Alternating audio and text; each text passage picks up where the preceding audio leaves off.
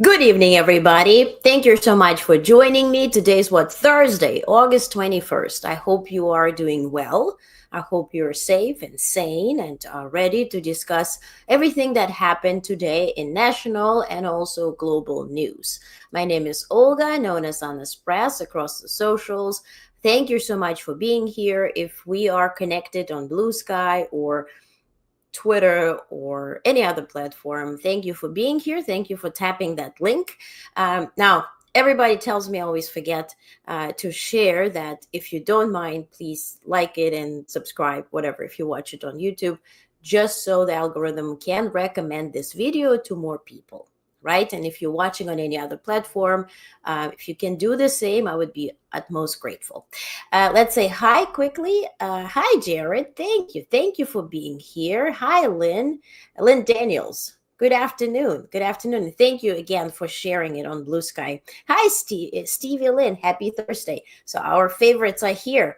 Maggie26 reposted this. Thank you so much for sharing it. Thank you. Thank you so much. Hi, Michael. Good afternoon. Good afternoon, good evening, good afternoon, whatever works. So as the headline is, announcing, we're going to talk about Russia pounding Ukraine with the worst attack up to this day. Also, Trump abandoning or signaling that he's abandoning the talks, losing interest as we speak. And also about Israel erasing the idea of two-state solution. They're playing essentially a copycat move on Putin. Putin says, oh, yeah, ceasefire, yeah, peace talks. We keep talking about it. But meanwhile, I will be attacking and progressing militarily in Ukraine. And so Netanyahu does the same thing. Talks the talk, doesn't walk the walk, and does completely something opposite and different. And so we're going to talk about that and way more as well. So first things first, let's just recap what happened in terms of Ukraine and the latest on Ukraine, Russia, US relations, so to speak. So as I mentioned, Russia has carried out one of its largest attacks on Ukraine, firing 574 drones and 40 missiles, ballistic missiles, and others. So the worst attack, all of this is happening with the backdrop of peace talks and negotiations, and Trump saying that, oh, we are 10 days close to the deal and 14 days close to the deal or whatever. Hi, James. Hello. Welcome. So Putin is showing in action that there are no peace negotiations. There is not even an interest, the slightest interest in having any peace or even seeing Ukraine as a sovereign nation worth to be seated at the table and to negotiate with. So let's just take that as the basis of anything else that we will be discussing. Now, other thing that did happen today as well, as part of these huge attacks on Ukraine overnight, Russia has also hit an American production facility. Had nothing to do with war. It's not producing drones. It's not doing anything to benefit Ukraine in the war or the self-defense in this regard. So Andrei Subiha, who is the foreign minister of Ukraine, had to look it up because they have changed recently. He confirmed that among the targets was the American electronics manufacturing company in Zakarpattia, which is the western part of Ukraine. Here's what he shared. He says, contrary to all efforts to end the war, Russia undertook a massive combined airstrike on Ukraine overnight. Hundreds of drones, hypersonic, ballistic, and cruise missiles on civilian and energy infrastructure. One of the missiles struck a major American electronics manufacturer in our westernmost region, leading to serious damage and casualties. A fully civilian facility that has nothing to do with defense or the military. This is not the first Russian attack on American businesses in Ukraine after strikes on Boeing offices in Kiev earlier this year and other attacks. No military logic or necessity, just terror against people, businesses, and normal life in our country. This is why efforts to force Russia to end the war are so crucial, and we reiterate Ukraine's willingness to make every effort to bring peace closer. He continues, the meetings of leaders in bilateral Ukraine-Russia and trilateral Ukraine-US-Russia formats are crucial to enable diplomacy. Now, the talk is great about the meetings and about the visuals, right? We had European leaders seated as school children at the Oval Office, listening to the great, dear leader saying whatever. There were big maps. There was everything. Zelensky was thanking Trump for the big map and was asking, how can I carry it back to Ukraine? As if he had no clue how Ukraine looks like on a map, God damn it. But let's see what the results are. The results are Russia is increasing the intensity of its attacks, of nightly, daily attacks on civilians, on civilian infrastructure, aiming not just to intimidate Ukrainians, but to also progress when it comes to the front lines. So the assault underscores Moscow's determination to press forward on the battlefield. President Putin and his forces continue advancing in small increments. Now, on the map, it might look like big, people would be zooming in and say, okay, they progressed here. And then, no, there was the Azov a battalion and they cut them short and whatnot. But altogether, we're speaking about yards rather than miles. This is not something extraordinary. They're not having a massive offensive, given their support from China, Iran, North Korea, India monetarily. And we're going to speak about that more. Yesterday I mentioned, right? Russia gave them a $2.5 discount per barrel. And so India is now increasing their purchases. They went from 1% to 42% of their entire crude oil purchase. And so this is now the finances that are feeding the Russian aggression. And despite all that, the progress is not as efficient as it could be and should be given the resources that they're pouring in. I mean, the country's poor, the economy is tanking. Everything is just directed to make this war the idea of Russia, right? We're expanding the territory. We're defending, I don't know what the hell they're defending at this point, Russian-speaking people, whatever. But despite all that, the results aren't even there. So if we were to compare, right? So along the 750-mile front line, how does it look like? Imagine for US standards, it's the distance between Chicago and New York. That's how long the front lines are.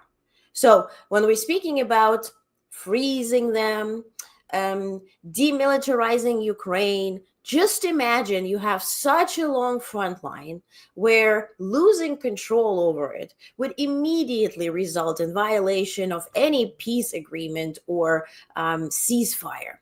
It's just so easy. Now, Moscow, of course, wakes up to set up conditions for talks. Horseface Lavrov keeps speaking. And so he says, Putin is willing to speak to Zelensky and speak to United States altogether and Trump and everything. But there's always a but. All issues requiring discussion at the highest level have to be worked out.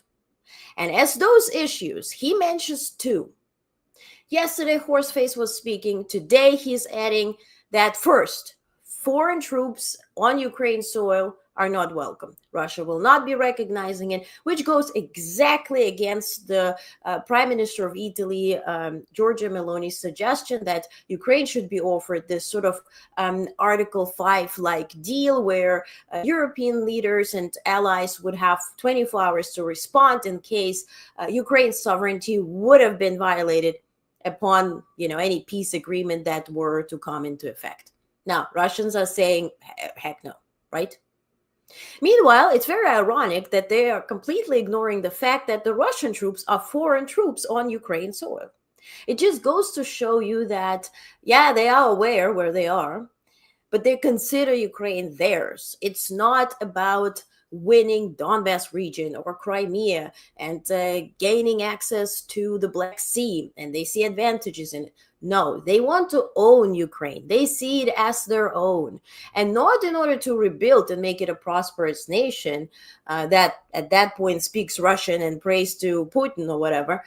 No, they want to eliminate anybody ethnically, just eliminate Ukrainians and use this land as sort of a springboard for further invasion of the Baltics and Moldova and Poland ultimately as well. So no foreign troops, says Lavrov. And second, any future agreement would raise questions about legitimacy of Ukraine's signatures. So here they're questioning legitimacy of President Zelensky because he is overstaying his welcome.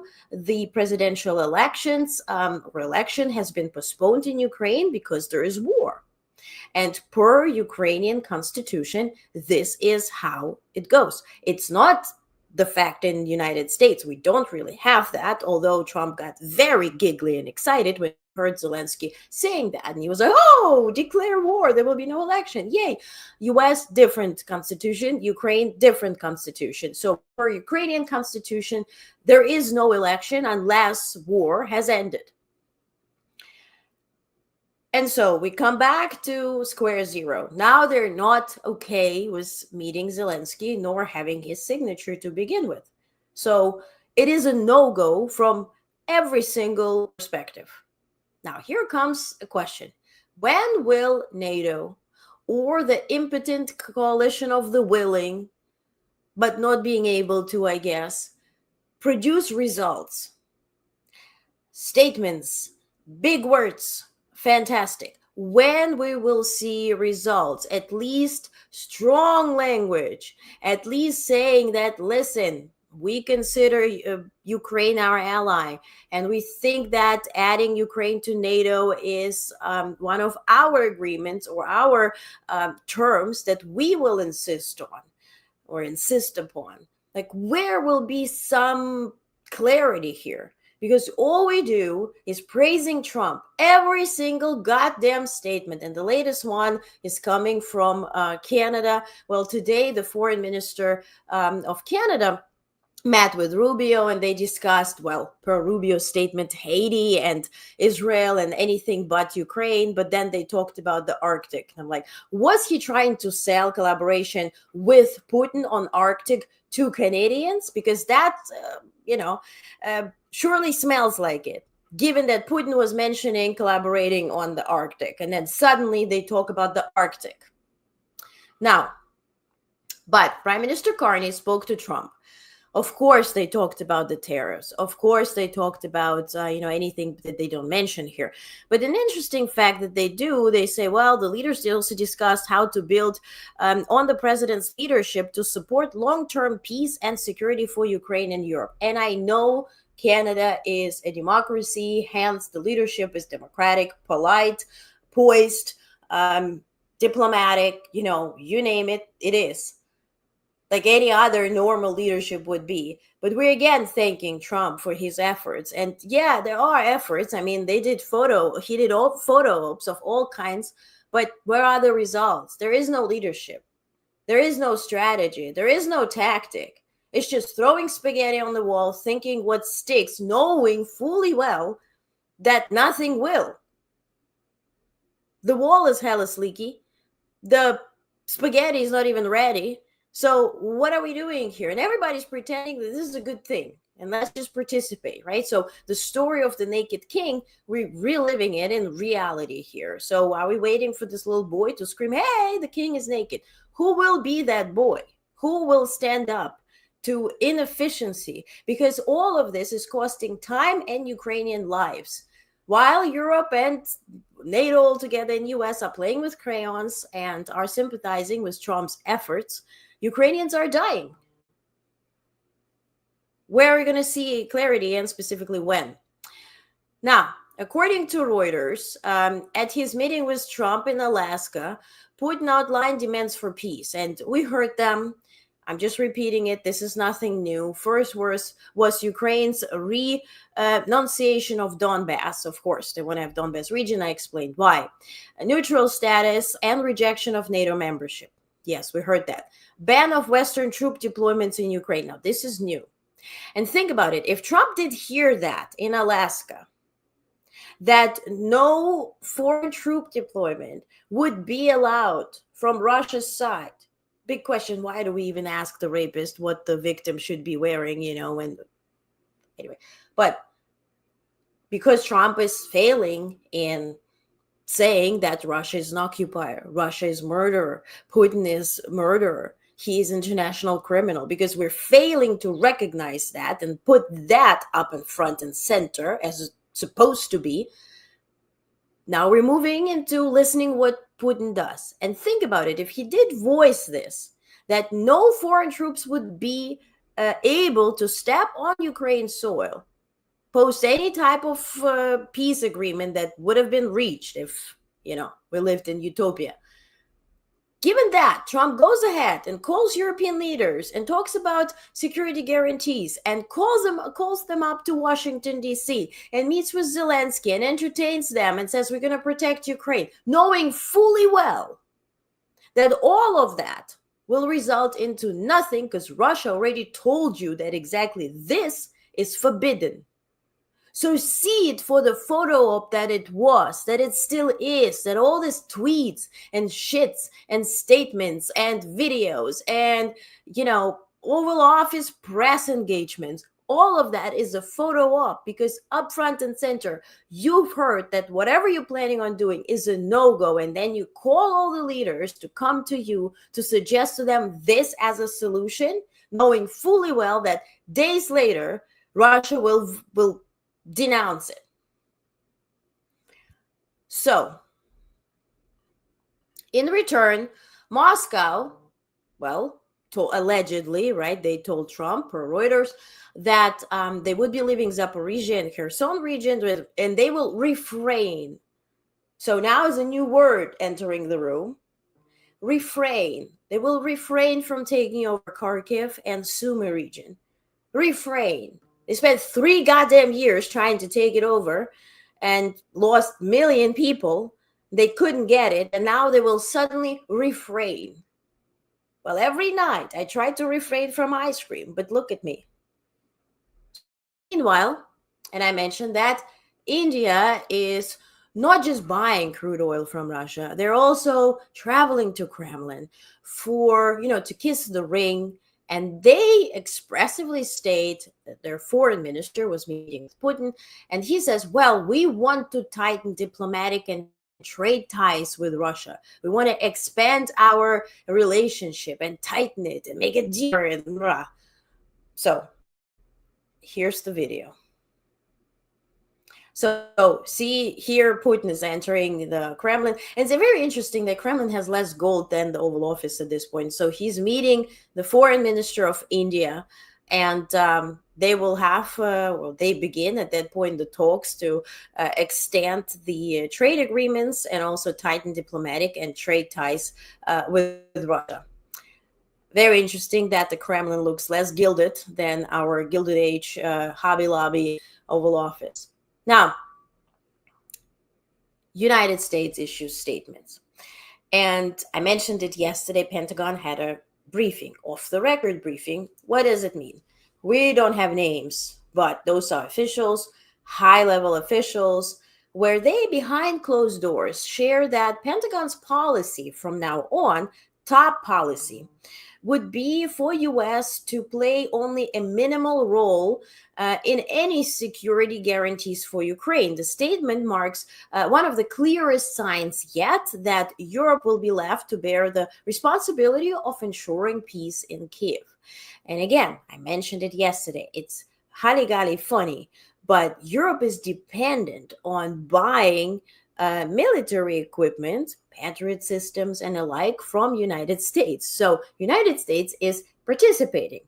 If you ask me, now this is my opinion and my intuition speaking, knowing Russia and knowing Trump's office and administration, we're days away from them announcing that, hey, equal opportunity for all.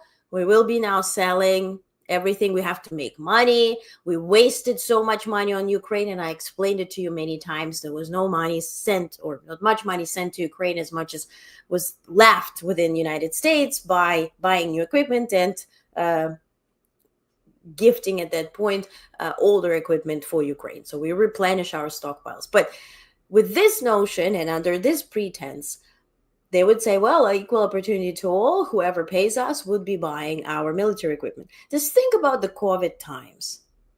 When Trump was buying masks and ventilators in China, right, importing them, and then he let the states outbid each other in pricing to get most. I mean, that approach we've seen. It's nothing new, right? Yeah, it had everything to do with lives, American lives at that point. And this still happened, which is a fact, right? So Trump has withdrawn, and The Guardian is reporting that Trump has withdrawn from active involvement in peace negotiations. Now, we can discuss whether The Guardian is a believable outlet and source, remains to be seen. But I mean, we see it step by step that Trump is here for the quick buck and the quick Nobel Peace Prize, and he doesn't see it. And Putin is telling him, I ain't even going to meet with Zelensky. What are you talking about? So he is slowly losing interest because the toy is not towing, you know?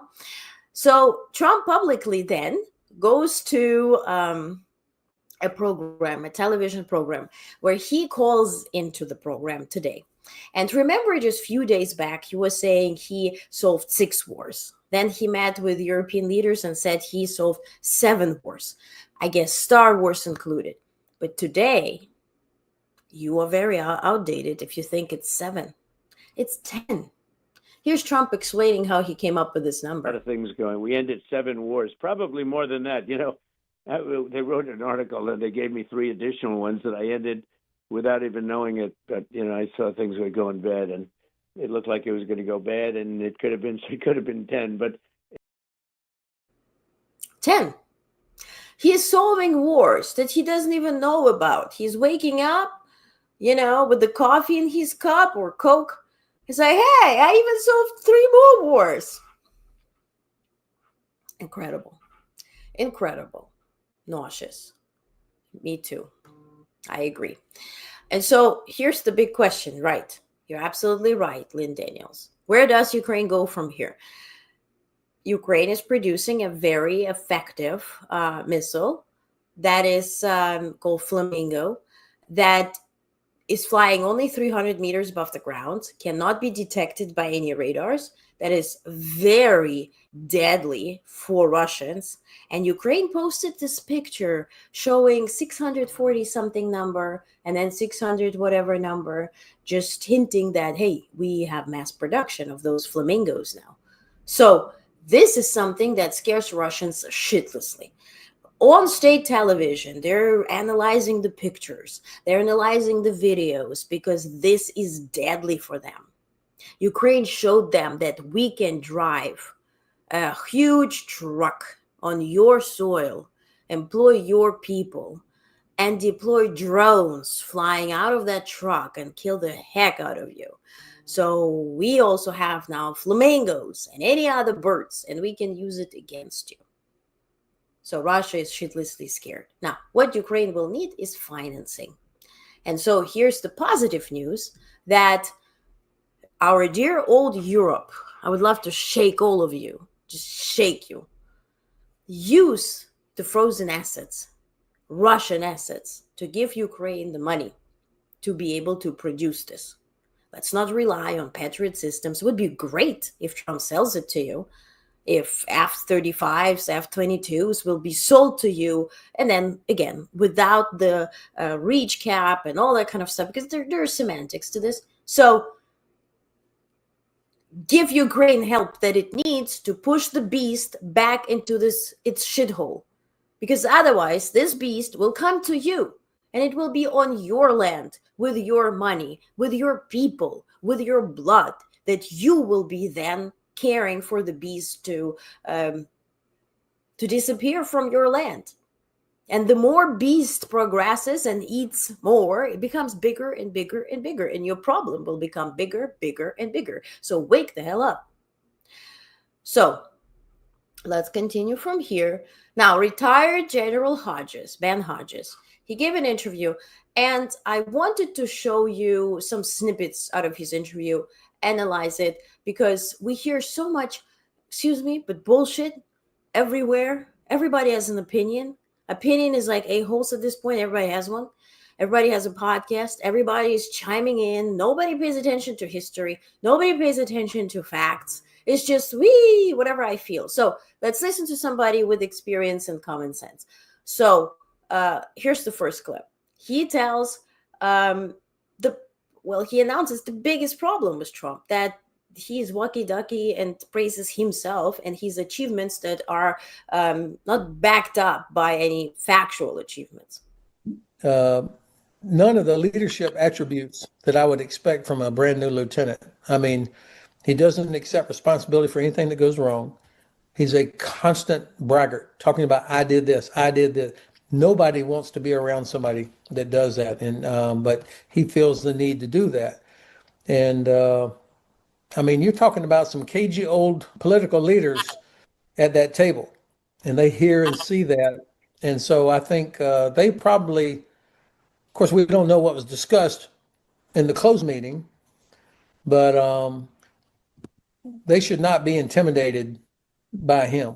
So Ben, let's talk about some details.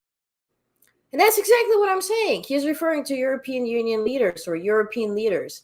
Them seated around the desk, the Resolute desk, listening to him as if whatever he's going to tell you is going to change your world perspective. Next clip. Concrete guarantees, because the American president has established a reputation for backing down and not following through any threats of increased pressure on Vladimir Putin. And so talks about security guarantees, or we're going to get this done, or whatever. And then nobody in that room believed when he said Putin wants peace, or when he thought he was on the hot microphone when he told President Macron that Putin said he really wants to do this for me. Nobody believes that, except maybe him. And so I don't know where it goes from here. I'm sure Putin wants peace, but 100% on his terms. And I think President Zelensky, and probably most of the European leaders, know that actually the situation on the ground in Ukraine is not as bad as it is kind of portrayed in public. Exactly what I just told you. So there's hope. I mean, certainly we saw on Macron's facial expression that he knew exactly, the level of BS that was in this room. Same with Prime Minister Meloni. Also, as a female, she plays the role of, this type of smiling and saying what the guys cannot really do. So she's playing her cards well in smoothing Trump and just hearing, what the hell he has in mind. Chancellor Merz was very upfront in a very German fashion, seated at the White House. He said, yeah, but I mean, where's the peace agreement? Why you don't want to have ceasefire? Why do you want to this? And then Trump was saying, I solved 6 wars and I never had ceasefire because I solve wars in my sleep. Maybe he plays Sudoku and considers that wars. Next clip. Trump? I think he is savvy enough to know that President Trump has always taken the Russian side. I mean, regardless of what's said, and yes, yesterday's meeting was much nicer than the one back in February. I think that he knows that he cannot just assume or hope that the U.S. is going to do what's needed. That more and more European countries are going to have to do this. I hope I'm wrong. I hope that the United States, because it's in our interest. It's in our. We have an administration that is only considering their own personal interest. This is not a United States interest. This is my personal interest here. And Nobel Peace Prize is shiny and nice, protecting Ukraine, playing the role that United States assumed after World War II. We're going to put the bases all across Europe. That's how NATO came together, that we're going to secure peace because you Europeans are fighting here, there, and everywhere. So we're going to be guaranteeing peace with our presence, by our presence. And, he's not interested in that. That's boring to him. And final clip. Love to have endless ongoing negotiations and talks and all of that because he would still be able to keep doing what he's doing because he is reading the American president. And the American president thinks that all it takes is, him personally putting his finger in Putin's chest, get Putin and Zelensky together, then the three of them get together, it's all done. As if they were discussing a townhouse in downtown Manhattan, instead of something that's based on cultural, historical, geographical issues going back. And here is a point where I want to discuss Just Dance Vance, where he goes on television naturally and he starts talking about Trump's great and brilliant and surprising idea of bringing Zelensky and Putin to the table and pushing them to make a deal, which just goes to show that there is such lack of understanding what's at stake here. They met with Putin through Witkoff 5 freaking times. They met with Putin now in person or his impersonator or whatever, but they met with the horseface Lavrov for sure. And they failed to understand what's at stake. Meanwhile, Russia is telling you that. They're reforming, historical facts.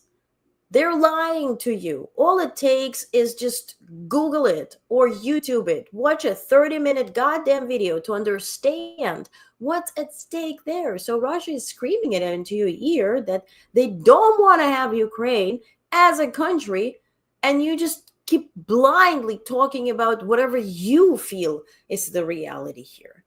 And here's Vance encouraging for Putin and Trump to Putin and Zelensky to. I think the president's preference and my preference would be, let's have them meet regardless. You don't have to figure out every issue. And sometimes leaders sitting down face to face can break the logjam that their teams don't necessarily have the ability to do.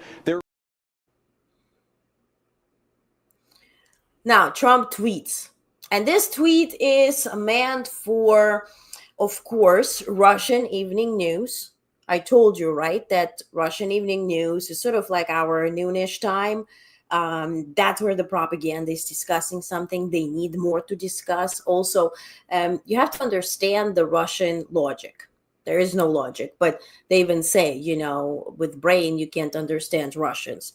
This is a saying in Russia. So they are united, same as MAGA, when they fight against something.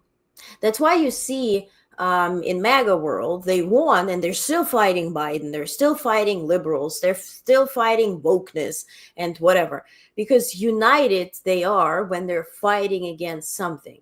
There is no fundamental basis for flourishing, for creating abundance and, enriching everybody who's part of this party. They are united when they're fighting. They will be hungry. They will be beaten up and they'll be fighting, completely ignoring the facts that they and their resources are being used for their leaders' personal egoistic purposes. Financially, ethnically, all together, right? So the well-being is not really there in MAGA, but still, they will be spending their last dollar on the golden watch, the presidential MAGA watch, or a Bible, or whatever you can afford, just to be part of it, to belong to this. So for Russians, they have been celebrating since Alaska. And so now it's time for Russians to swallow, a pill and to say, hey, we were celebrating with Trump, but wait, Trump is bad. He's saying this. Now we need to unite. We need to fight. Send your brothers and sons and husbands and whatever to the front lines, because they have to get more people to fight, right? They have to feed the meat machine. So they need something to discuss. Plus, it's wonderful to gaslight Ukrainians, because Ukrainian media has been so negative to Trump because they don't see any results. So what Trump does, naturally, he tweets and he gaslights everybody. And here's that tweet where he says, essentially, where do I have it? Yeah, here. It's very hard, if not impossible, to win a war without attacking an invader's country. So here he alleges that Russia is an invader. It's like a great team in sports that has a fantastic defense, but it's not allowed to play offense. There is no chance of winning. It's like that with Ukraine and Russia. Crooked and grossly incompetent Joe Biden would not let Ukraine fight back, only defend. How did that work out? Regardless, this is a war that would have never happened if I were president. Zero chance. Interesting times ahead. President DJT. Now, of course, Ukrainian media runs with it and says, oh my God, does it mean he's going to give us weapons so we can crush Kremlin? No. He's waking up Russians, right? Oh my God, look, Trump tweeted, let's fight, right? Because that brings unity to them. I just explained it to you. They need to hate somebody to be united. But here's a very simple fact. The war started in 2014. As far as I'm concerned, Trump has been president since then. He had 4 years to use any tactics, any strategies that he saw as a better fit. Then, at that point, now former President Obama, Biden now, he had the gap. He had 4 years. He did not help Ukraine return Crimea or even fight in Donbass region, where Ukrainians were losing lives every single day fighting this war on their land. So why didn't you do anything? The war did happen with you in office for 4 years, and you did nothing. And so tweeting this and gaslighting this and that, you are on Russia's side. We see it. So one tweet is not going to change here global policy or change Trump's narrative. Jules Renai, thank you for reposting the stream. Lynn says, same talking point. What a scumbag. Yeah. And Michael says, Trump just figured out there were people dying in Ukraine about a month ago. Exactly, right? And so Ukrainian war was there in 2014. So why weren't you so bright and so eager to save Ukrainians? Now, as to the road ahead, while Ukraine braces under the weight of intensified Russian attacks, the U.S. is retreating. It's retreating from its traditional role, guaranteeing peace in Ukraine or in Europe itself, right? The leadership role in NATO. U.S. is also isolating itself through the tariffs and the tariff war that Trump began. U.S. is also now reportedly reviewing 55 millions of visas that U.S. altogether has issued that are still valid.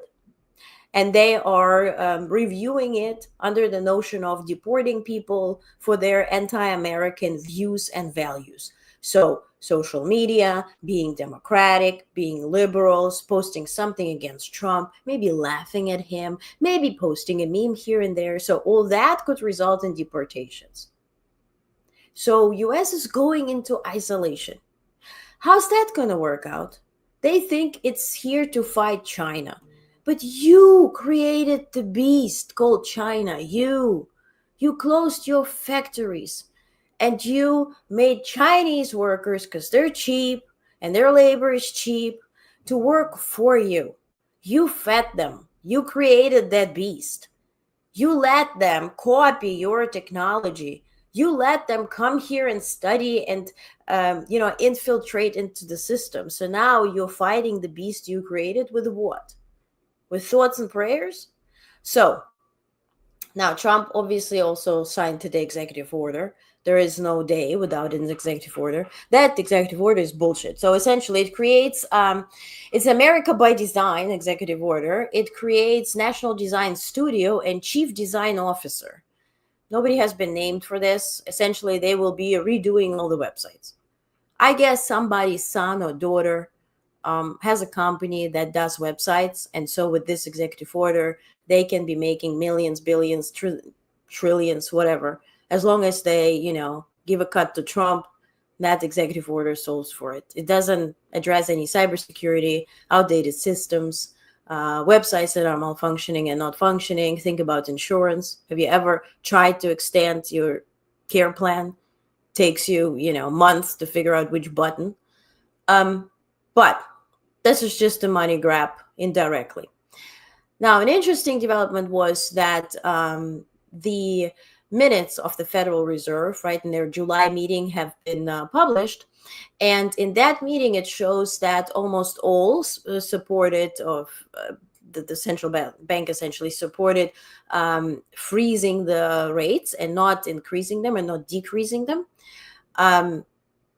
But two were actually against it. And so that dissent, while small, was historically notable. It marked the first time since 1993 that more than one Fed governor opposed a rate decision. Again, obviously, one has retired. Trump is replacing them with his own people. And altogether, now Trump is targeting one specific Fed governor. Her name is Lisa Cook. She's a Biden appointed Federal Reserve governor. And so he's demanding her to resign, of course, naturally, via tweets. There is an individual called Bill Pulte, head of Federal Housing Finance Agency, who's accusing Lisa Cook of submitting fraudulent information on mortgage loan documents. Pulte alleged Cook claimed 2 homes in Atlanta and Michigan as her primary residence.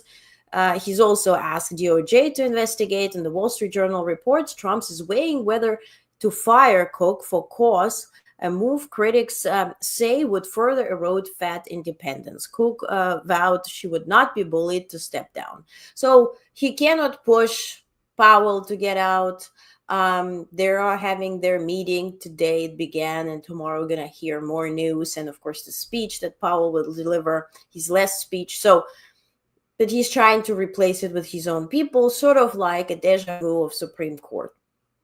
And here we have our quick news. U.S. has also reached a deal with Uganda, now deporting people from United States to Uganda. Essentially, this is like El Salvador deal. People have nothing to do with Uganda. This is the third country for them.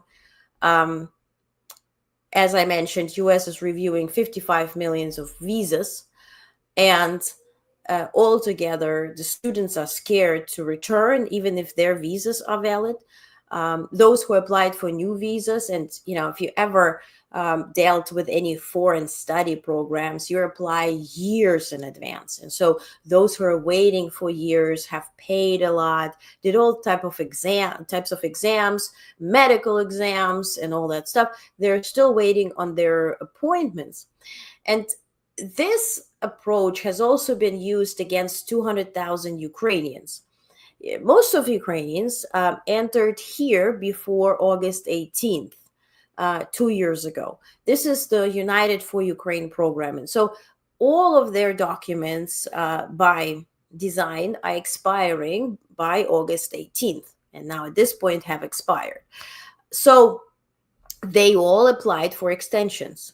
This cost them $2,100. They applied to extend it. And to begin with, Ukrainians under U4U program had to show that they have enough money or have somebody signing an affidavit that they will not be dependent in any case, in any way or fashion or form on U.S. government. They had to take all types of medical exams. They also had to pay, of course, thousands of dollars and get even all injections of vaccines that ever existed. I remember my personal appointment for, at that point, green card years and years ago, where I showed up for a medical thing, and they said, well, in US, we also have this and this and this vaccine. And at that point, they're like, we're going to give you 7 vaccines right now. And I said, is that healthy? Is that okay? Am I going to be okay? I was young and dumb. And they said, well, do you want to have your green card, or do you want to wait for a next appointment? I was like, no, no, no, shoot me. And 7 vaccines at once. This is a big business for immigration authorities. You go only to specific doctors. You pay them $600. They do the medical thing, which is essentially filling out a form. They seal it and send it to immigration services. So all of that is a thing. During Bush times, he also made a deal with companies that do also AIDS tests. And so up to this day, everybody has to pay and do this AIDS test with that specific company as part of immigration process. It's a story for another day. But altogether, this just underlines the point that I'm trying to make, that the United States is going into isolation. Now, we are the richest country, the biggest democracy on earth. Why? Because we constantly welcome people, from tourism to studying to work visas to coming here, opening businesses, pursuing American dream. American dream is not compatible with isolation. It's an antidote to isolation. It does not work if you will be closing everything. And even more so, without even closing borders, people are scared, physically scared to come here. So, as to New York City, this is funny. New York City Mayor Eric Adams suspended close campaign advisor after she gave $100 in a potato chip back to a journalist. Was that for an favorable article or whatever? Are they this cheap these days? Very funny. Now, yesterday, Texas passed in the House, they passed the bill that Democrats tried to postpone in terms of now restructuring their state and their districts to gain 5 more seats for the GOP. The Senate on their end will be voting soon. So obviously, Governor Newsom in California is now doing essentially same, but adding even more seats. And Californians will be, if I'm correct, voting on that on November 4th, right? Or in November. So we'll see how this works out, but at least we see somebody putting, words into action. I'm not a fan of this procedure at all, but if the GOP is doing it, then, you have to respond. Wyoming has also launched its first state-backed stable coin in the U.S., the Frontier Stable Token, FRNT, and it's released on Ethereum, Solana, and other blockchains, and it follows Wyoming's vow last year not to wait for a federal version. I don't know how it's going to help Wyoming. If you're from there, let me know. As to Hurricane Aaron, it's not going to make any landfall, or it's not gonna, the core is not it's expected to stay offshore, but at least in New York, we're feeling it. Just stay safe wherever you are. It's very cold in New York today. It's like 50. So, just be vigilant. Another thing that I wanted to show you that I saw at New York Times, I hate them because they twist the narratives, but this research and analysis is pretty interesting. So Stephen Miller, by the end of spring, instructed ICE to detain more people to increase the quotas, because the notion of mass deportations was not hitting, because they were essentially targeting people who came here illegally plus those with criminal record. But in order to hit the quota, they obviously did hit the quota. They now, at this point, you see here, right, the summer search. This is daily ICE arrest by criminal history. And so to hit that, they are now largely targeting immigrants without criminal records. And, it was very interesting that Times did put it together. But, I mean, we know it. We see it. It is getting pretty good coverage in that regard. Now, in some other news, Target is getting a new CEO, and this is somebody who started as an intern 20 years ago. This Michael Fidelke will be stepping into leadership position in February, and of course, Target is facing big issues with boycotts and the anti-pride boycotts, and then now they're considered woke, and it's like all of this is will be difficult for the person, but it's an interesting notion that somebody who was an intern 20 years ago is starting. Now you can also buy used cars that Hertz was using, of course, as rental cars. Now they will be sold on Amazon. And in terms of Walmart, they're recalling frozen shrimp over concerns that it may be radioactive. So don't eat radioactive shrimp. In other news, and lastly, what I want to mention about Israel that I promised to talk about, there's in the newsletter that is already in your inbox. I sent it out already. I pinned it to my social media profile, so go read it. Please subscribe. It's free. honestnetwork.com is where you can subscribe, but also I'm using Substack to send it out just because it's easier. But please read it because it's your daily recaps, Monday through Friday, all the news, way more than what I tell you here. But I keep it short, though. There will be more about Syria. There will be more about US and EU and the Japanese automakers and Puerto Rico manufacturing boom and Italian authorities arresting suspect in Nord Stream attack and US suspending visas for Zimbabwe, but also for Malawi and Zambia and Africa itself, or African governments and countries. You can read why that happened there. Now, quickly about US EU, they finalized a roadmap to a deal. It's been reported everywhere that they have finalized the deal. It's a roadmap to the deal. It's a concept. They have finalized the concept to get to the deal. Okay, so Washington and Brussels issued joint statement formalizing a trade agreement first outlined last month. Under this deal, United States would reduce tariffs on EU automobile imports by 15%, while EU pledges to lower barriers on certain US agricultural products, but they haven't determined which ones. The agreement also opens the door to cutting US tariffs on European steel and aluminum exports. And as part of the roadmap, Brussels also committed to increasing purchases of US arms. All of that is just a concept. Nothing is finalized in that regard. Now, as to Japanese automakers, they're passing the extra cost on the consumers, on American buyers. First, they said, we're not going to do it. We're going to swallow the cost, as Besant refers to it. But now, no. Their average increase is $270 at this point. But a lot of companies are transferring their manufacturing facilities to Puerto Rico. Like, for instance, on Thursday today, Millicent Pharma announced plans to start production on the island. Puerto Rico is already the second largest pharma exporter in the United States. So I have more details on that in the newsletter. And now finally on Israel. So Qatar or Qatar, or whatever you call it, and Saudi Arabia, they have been working on this peace deal, and ultimately Hamas supported it.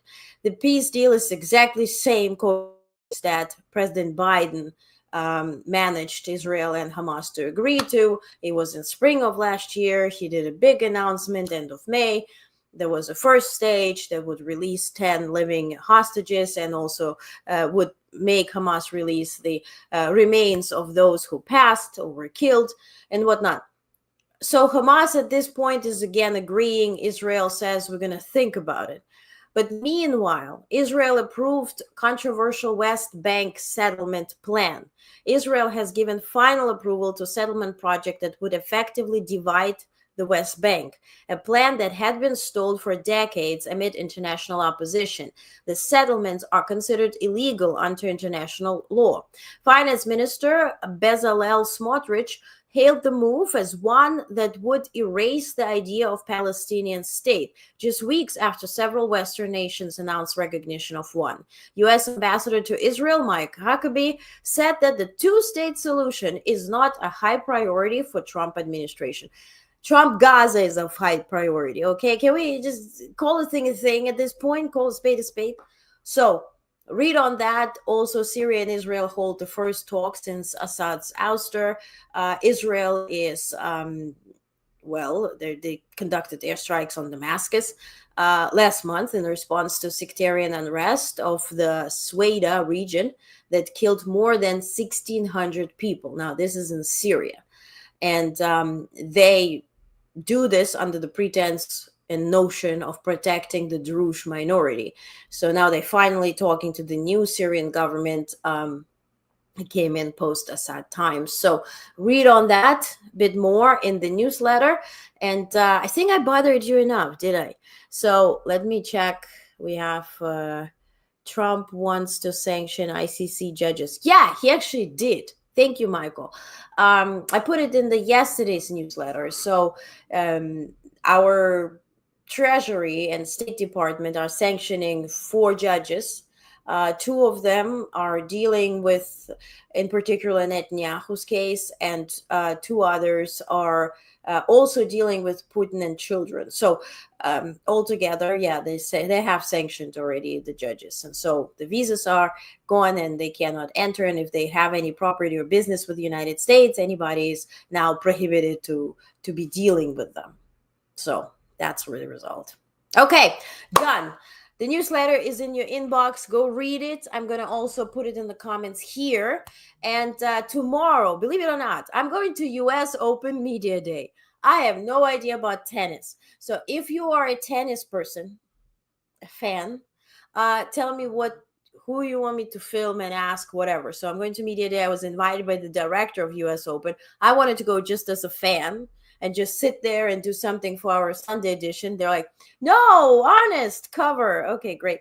So Coco and all these folks will be there. Also tonight is there this sort of like golden era, whatever, of tennis. Agassi is playing, and Venus Williams, and it's sort of like, I think like stars, of the past and current and future and whatever, playing for a good cause. So this will be fun.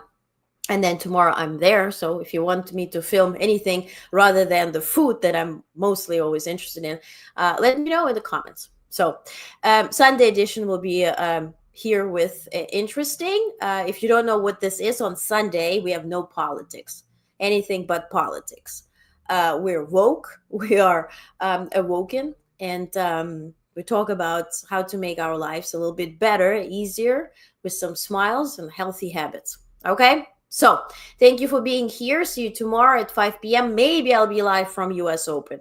I'll try. If not, I'll come back and I go live from here. 5 p.m. Eastern for the final, right? The Friday recap before we then are off for the weekend. So thank you for being here. Thank you. Thank you, Jules Refine. Thank you. Enjoy tennis. Thank you.